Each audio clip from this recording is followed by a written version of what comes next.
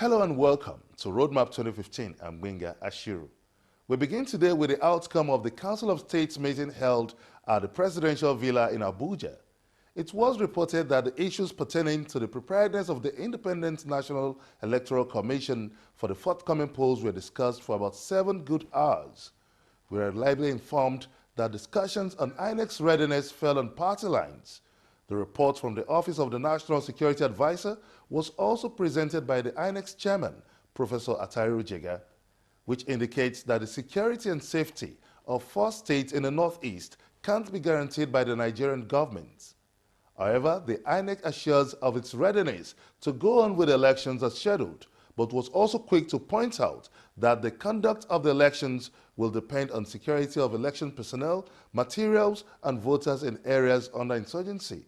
The PDP is claiming that about 34% of Nigerians are yet to have their PVCs, while the APC is saying that 14 local governments controlled by the Boko Haram out of 744 local governments in Nigeria is not enough to postpone the scheduled date of the election. So the debate goes on with the buck being passed to the INEC to brief the nation. Let's bring you the inside story from where the Council of State meeting was held. President Goodluck Jonathan presided over the Council of States meeting. For over 7 hours, the country's highest advisory body deliberated on issues bordering on the nation's security and the impending elections.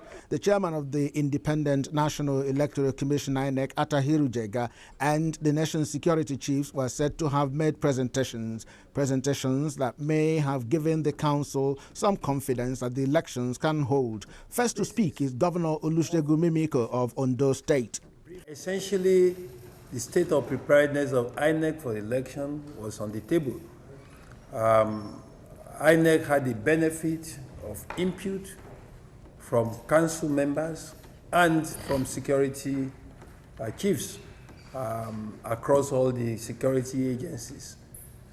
And based on the very exhaustive discussion and the pieces of advice, INEC, which is a body constitutionally empowered, on the basis of discussions, brief the nation and take the appropriate decision, and then this will be communicated to you.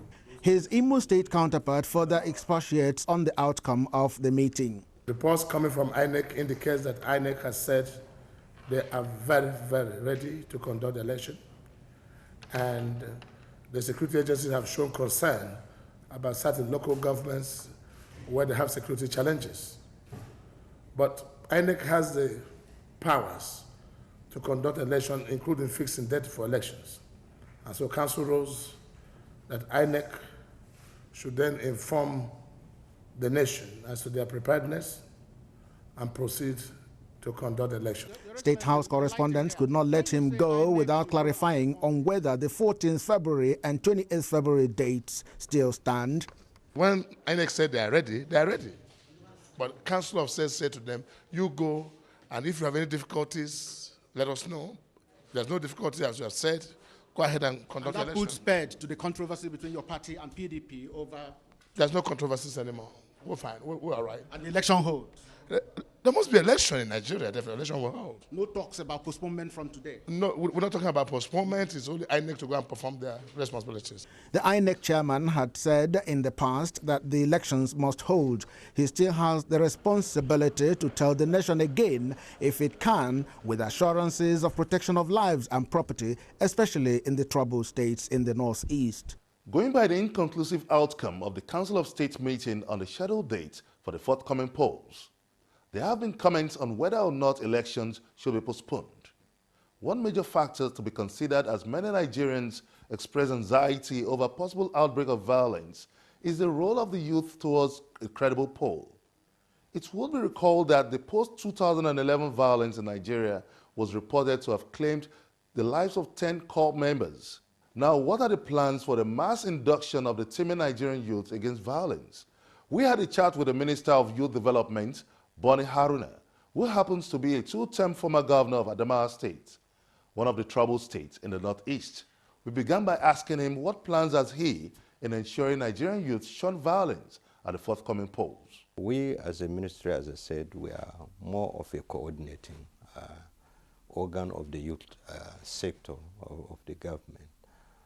So, of course, there are programs that we run, advocacy programs that we run with our development partners, especially towards creating, conscientizing the youth to be conscious of their responsibilities as citizens of this nation and as future leaders, and to make sure that the 2015 election is devoid of violence and other antisocial tendencies. Do you have your facts on the percentage of registered youth voters that have gotten access to their PVCs? No, we can't claim to have facts, but we know that the youth are very active in this election process. It's an active group, and we expect that the youth will constitute the main section of the Nigerian population that will have access to the PVCs. This election is more about them. It's about the future of this nation. In the previous years, the youth are becoming more synonymous with electoral violence now, since they seems to be at the center stage of electoral violence. So what plans do you have to have a mass induction of the Nigerian youth against violence? We have had so many programs in the ministry, capacity building programs, educative programs, even our citizenship and leadership training center is involved in that. We've always been conscious of the fact that the youth are always victims of violence as much as also the actors in violence, you know. And it is with that kind of consciousness that we've come out with several programs, you know, as I've told you before, with our development partners, to bring to the fore the importance of them to play within the constitutive and regulative rules and be socially responsible. Because if in the process of this election you lose your life, or you lose, you are hurt to a point that you cannot be useful to yourself, then you would have lost everything. So we have been very conscious of that, and we have engaged our youth in so many programs coordinated by the ministry. When we talk of the Nigerian youth, unemployment stares us at the face. And what are your plans to actively engage the Nigerian youth? Avenues have been created, jobs have been created through this kind of process. If you go to even the power sector, there's an entrepreneurship program for which Nigerian youths are benefiting. About 7,400 youths have benefited from a recent program that was launched by the Ministry of Power in the power sector. The idea is to create skilled labor for the power sector, and so many others. And this approach has tended to be responsible for the about 1.4 million jobs that we are, this government has always talked about, you know, through other programs like You Win and what have you. But I must always say, and I keep on saying that, the job, the responsibility of getting our youth employed is not just that of the federal government. Every level of government has a responsibility. There have been several calls for the postponement of this forthcoming 2015 elections from different quarters. What's your take? Well, as I've said, I am not a staff of INEC. I don't work with INEC. I'm not in a position to know if INEC is prepared for the elections or not. But if there are verifiable facts to the effect that INEC would not be in a position to conduct a credible election because there are certain challenges that it needs to overcome, there's no problem in postponing it so that INEC gets its acts together. Would you say this is in the best interest of Nigerians? What is in our interest is getting it done well. It's not postponing it or not postponing it. That is not the issue. We have reports that over 20 million registered voters have not gotten their PVCs.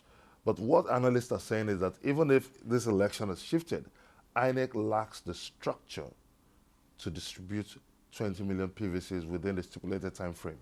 That is the point. It's 20 million voters. If they are not allowed to vote because they have not had access to their PVCs, has the capacity of affecting the credibility of the election. 20 million voters can change the outcome of the election in whatever form. So this is the point. If it is true, as I've said, if there are verifiable facts to suggest that there's a need to postpone this election. Now, you talked about the time frame stipulated by the Electoral Act. What if INEC still does not get it right before the time frame, the stipulated time frame of the Electoral Act? If it is about distribution, we need also to do our own bidding as citizens. If, for goodness sake, you offered yourself to be registered, what is the big deal in you taking some time, some few minutes to go and check for your PVC? You know, so I think we as citizens also have our own responsibility to do. Would you support the use of TVCs or other forms of voting?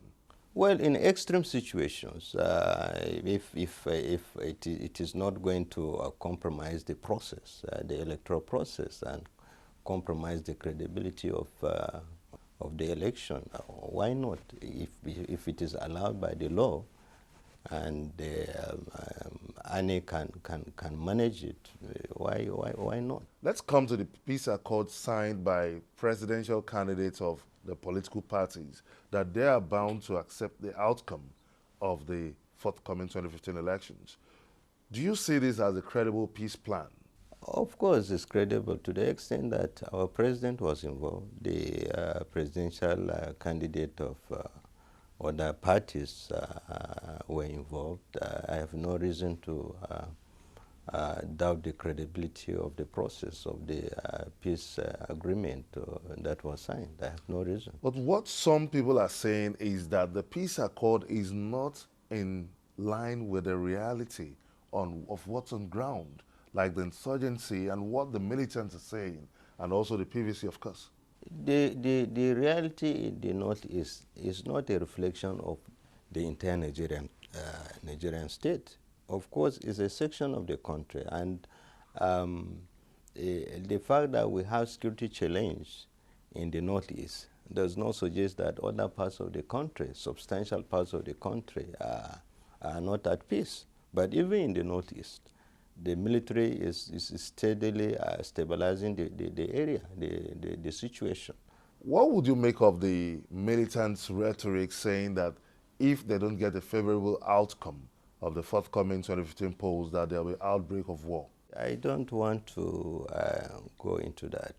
I strongly believe, as I've said, that the authors of the peace accord are credible Nigerians, including our president. Mr. Boni Haruna, before we wind down this conversation, what would be your advice for the Nigerian youth? My advice to the Nigerian youth is, first, they should stay out of trouble, by not making themselves available as agents of destruction, agents of confusion, agents of thuggery, you know, in the electoral process. Secondly, they should look at this election as their future. You know, if we don't get it right, it also means that it is going to affect what the government intends to do that will improve life for all of them. You may send us your comment on whether or not elections should be postponed. You can join the conversation by sending us your thoughts on our various social media platforms shown on your screen. Now, here is the big question now. Is the January 15 peace accord still valid? Find out after the break.